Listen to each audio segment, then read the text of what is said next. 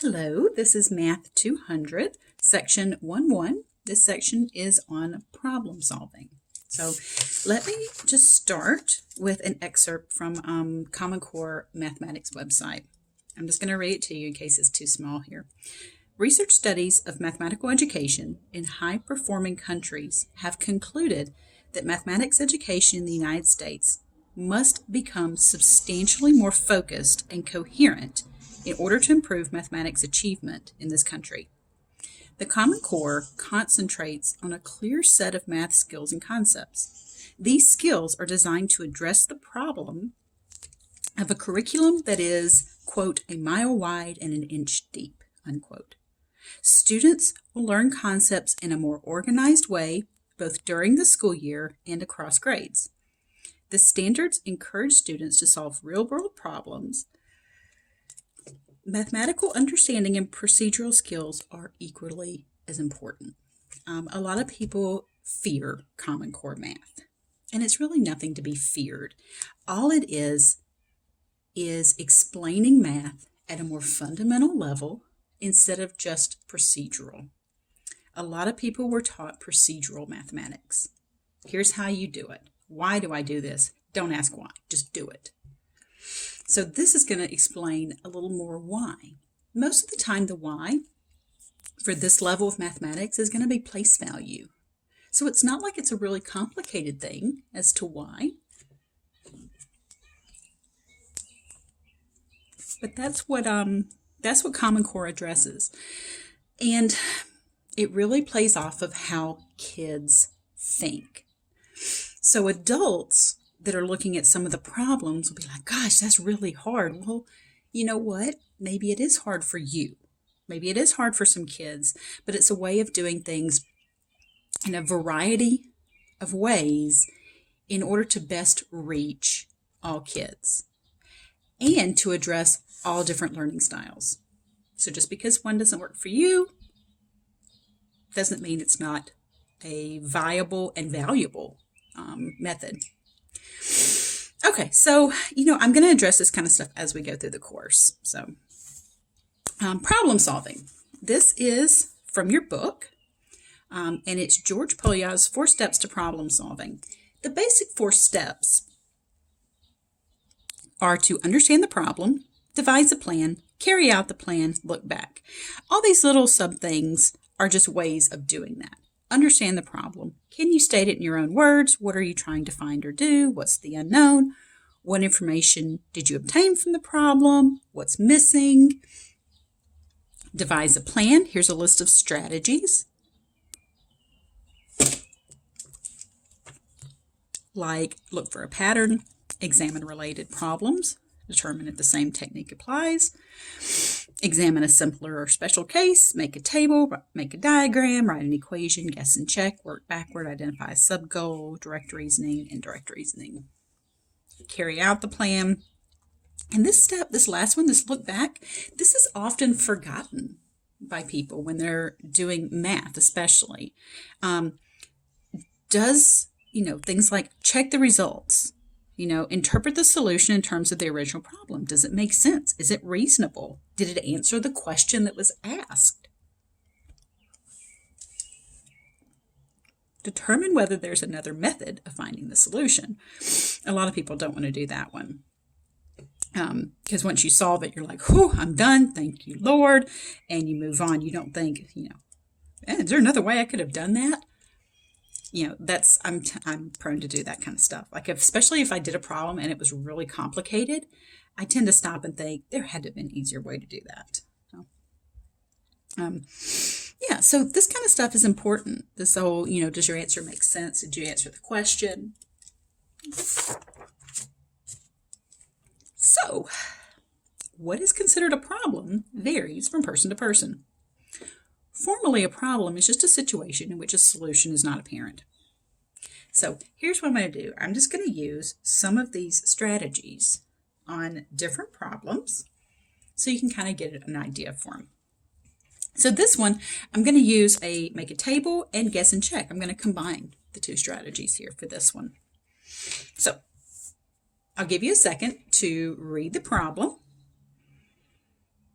and just try to get thinking about what we're going to do to solve it. So this whole idea here of these videos is for you to participate and not just for you to listen and watch what I'm doing. So math is not a spectator sport. You do actually have to participate.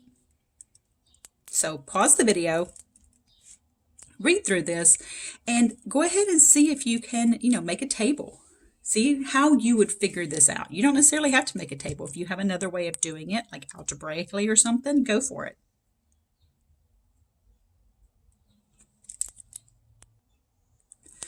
All right, so the problem says Gerald, Trey, and Darnell ordered a large pizza.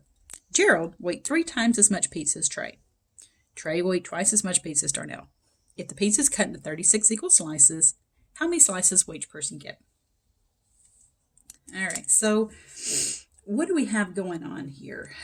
Well, we've got that, let's see, Gerald will eat 3 times as much as Trey. So let me just try to note that over here. So that's going to be a times 3. And Trey will eat twice as much as Darnell. Okay, so from here to here is going to be a times 2. And then my total needs to be 36. So let's just do some guess and check.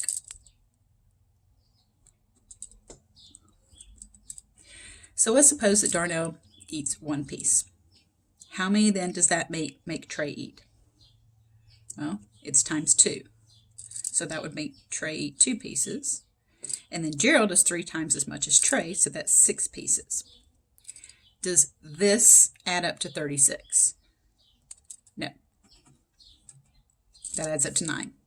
Let's try again. Now, with guess and check, we don't have to move on to 2 if we don't want to.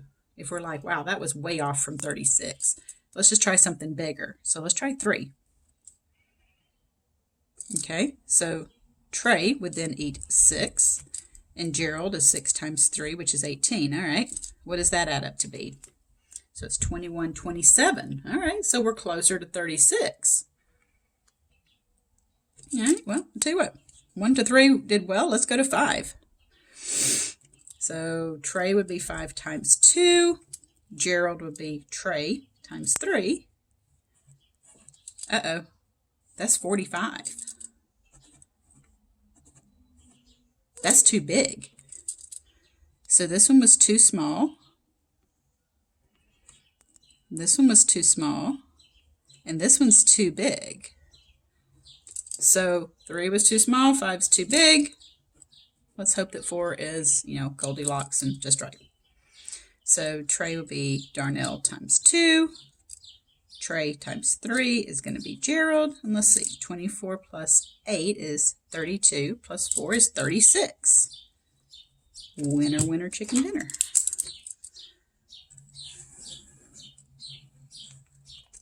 Let's reread the question.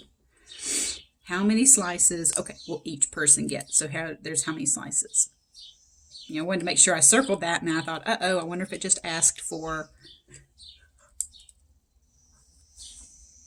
just how much Darnell gets, or just how much Trey gets, or Gerald gets. So there's how much each one of them gets.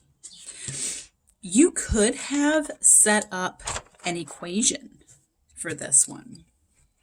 So I'm going to rework it, example 1, and this one I'm going to use an equation. So if I let X be the number of pieces that Darnell eats. Now the reason I chose that was because everything that was given in the problem kind of started at Darnell, right? We were able to double for Trey and then triple for Gerald. So that's why I let X be that one. So if X is the number of pieces Darnell eats, then Darnell eats X pieces. Trey eats double that, so 2 times X.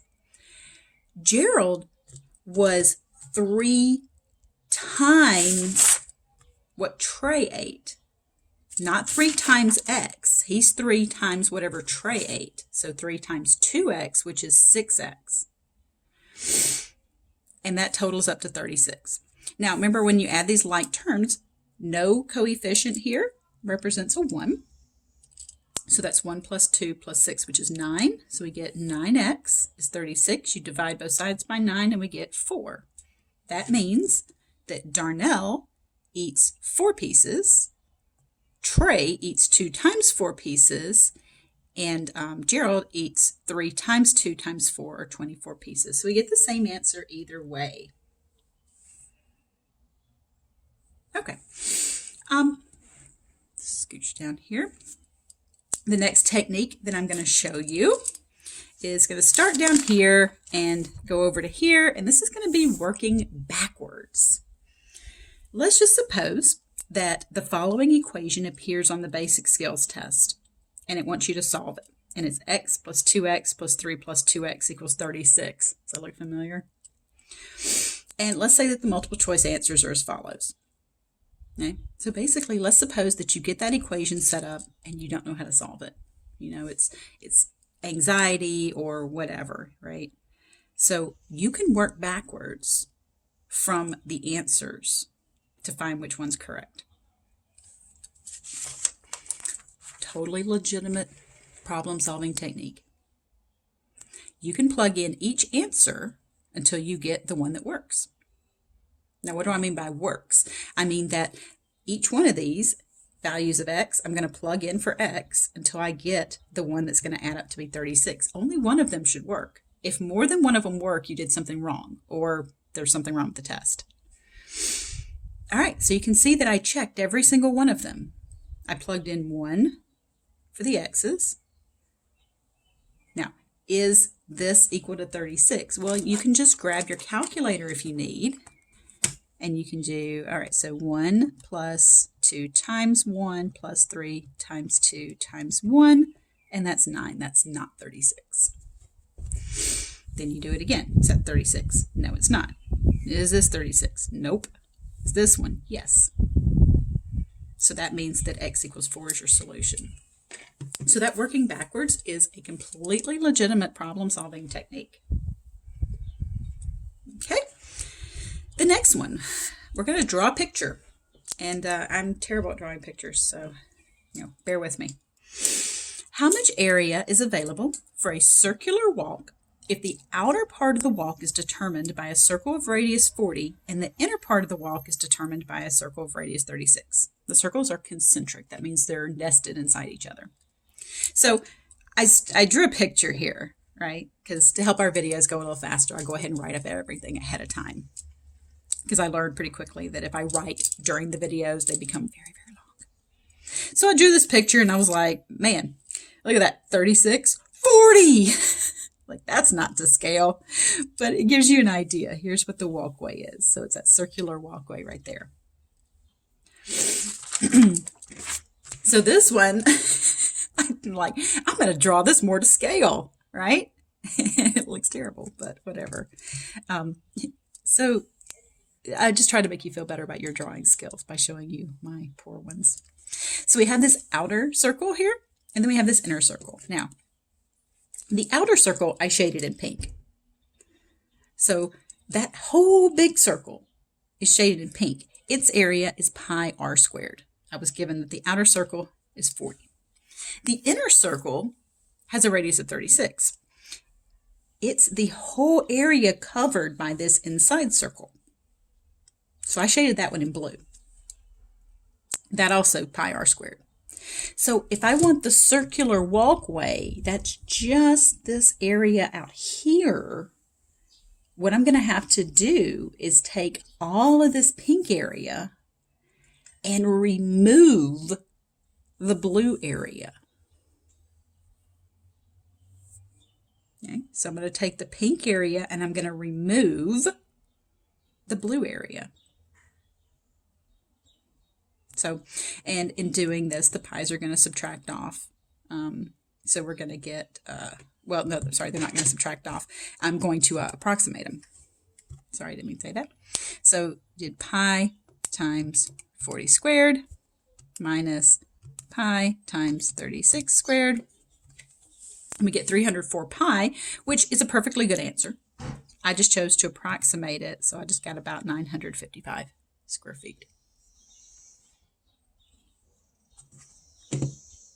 Okay, so that's the, drawing a picture. All right, next up is finding the sum. So let's suppose that you want to add up all of the natural numbers from 1 to 100. Now, legend has it that this was actually given to a famous mathematician when he was in elementary school to keep him busy and out of the teacher's hair. And he did it within a matter of a few seconds. So how did this happen? Well, let's look for a pattern. If you start noticing here, if you start grouping the first and the last, you'll notice those two add up to be 101. 2 plus 99 is 101. 3 plus 98 is 101. 4 plus 97 is 101. Because each time I'm increasing by 1 and then I'm subsequently decreasing by 1. So my overall sum is going to stay the same. So adding up all 100 of these numbers is the same as adding up 101. How many times? Well, I'm pairing them up. So that's 100 numbers, and I'm going to pair them up, so I'm going to have 50 pairs. So we know that repeated addition, right, adding over and over and over again, is the same as multiplication. So I can multiply 101 times 50. Now check it out. You can do that in your head, right? Because you can do 101 times 5 and get 505, and you know that when you multiply by a power of 10, you just add 0 to it. So not only can you do this quickly, you can do it in your head. So this technique is credited to Carl Gauss, and rumor has it was given to him in elementary school to keep him busy. So we call this the Gaussian method, after the mathematician it's credited to, Carl Gauss. Okay, so next up, we're going to examine a related problem. So this one's very similar to the problem we just did. Pause the video and see if you can use the Gaussian method that we just did to try to figure out the sum. Well, I hope you started with pairing. Right? We started by pairing those up. Each pair is going to have a sum of 102.